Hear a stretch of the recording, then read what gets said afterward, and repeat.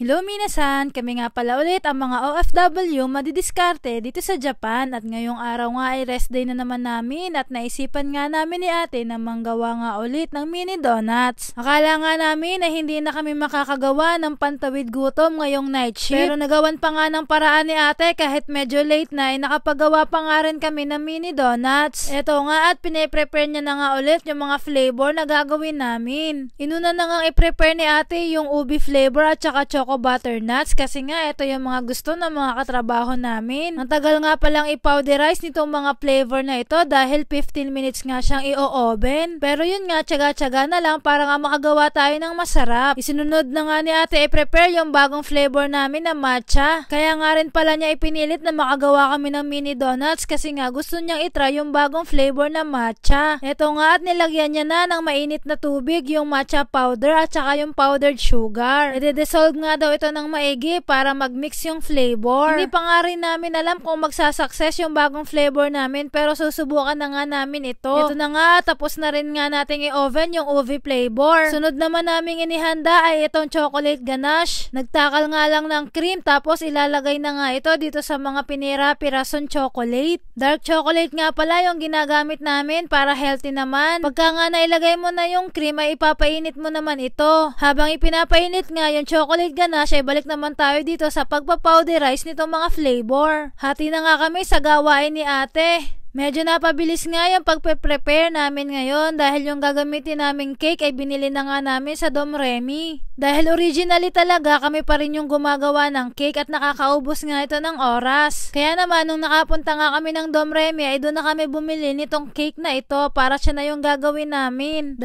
balot nga ng chocolate cake ang gagamitin namin ngayon para makabuo kami ng maraming mini donuts. Kailangan mo nga lang itong durug-durugin ng pino para mamaya ay ilalahok na natin itong ating magiging chocolate ganache. After nga natin ma-oven ito ay i-melt naman natin yung ating chocolate. Bale ito nga ay ilalahok natin doon sa cake na ating dinurog-durog. Pag na-melt mo na nga yung chocolate ng ayos sa cream ay ganito na yung magiging itsura niya. Kailangan walang buo-buong matitira kaya kailangan hahaluin mo siya ng maigi. Pag melted na nga yung chocolate ng ayos ay ilalahok mo na nga ito dito sa ating cake na pinira-piraso. Ang purpose nga nito is para mabilog nga natin ng maayos yung ating magiging mini donut. Parang yung chocolate kasi ang magsisilbing pang-glue kapag nagbilog-bilog na tayo tulad ng ganito. Kapag kasi hindi mo nilagyan ng melted chocolate ay hindi siya mabubuo na bilog. Maghihiwa-hiwalay nga ito kaya kailangan mo talaga siyang hahaluan ng melted chocolate. Bibilugin nga natin itong lahat para makagawa nga tayo ng maraming mini donuts. At eto na nga yung nagawa natin na mini donuts. So hindi pa nga tayo matatapos dyan dahil ipapagulong na nga natin ito dito sa ating mga ginawang flavor. Tulad pa nga rin ng dati yung ating mga flavors. May mixed nuts, may coconut, may ube, may choco butternut. Kung makikita nga ninyo ay hindi pa namin nagagawa yung pinakabago nating flavor na matcha dahil nag-iisip pa nga kami kung paano nga yung gagawin namin. Dahil lahat nga nung 4 na flavor ay naka-powderize kaya madali siyang dumidikit do sa ating mini donuts na binilog. Eh yung ipinirepare nga nating matcha flavor ay ganitong naka-liquid kaya hindi namin alam kung magiging successful ba. Sabi ko nga kay ate ay sumubo kami ng isa na ilalagay dito sa aming ginawang matcha flavor at titingnan natin kung ano magiging itsura. Hindi nga naging okay yung sa liquid lang namin ipapaikot or ipapagulong yung aming mini donuts. Nung nakita nga namin na hindi okay na liquid matcha lamang ay nakaisip naman kami na ipag-mix yung matcha powder at saka milk powder. Doon na nga namin siya huling ipapaikot para nga kumapit doon sa ating magiging donut. At buti na nga lang ay nagkaigi yung aming huling idea na ipag-mix yung matcha powder at saka milk powder. Kaya kahit papano ay nakagawa kami ng matcha flavor. Yun nga lang hindi pa talaga siya perfect kasi nag-iisip pa nga kami ng mas maganda pero so far ngayon ay yun muna ang aming itatry. Nang matapos na nga namin lahat yung matcha flavor ay ipapak na nga namin ito. Nakagawa nga kami ng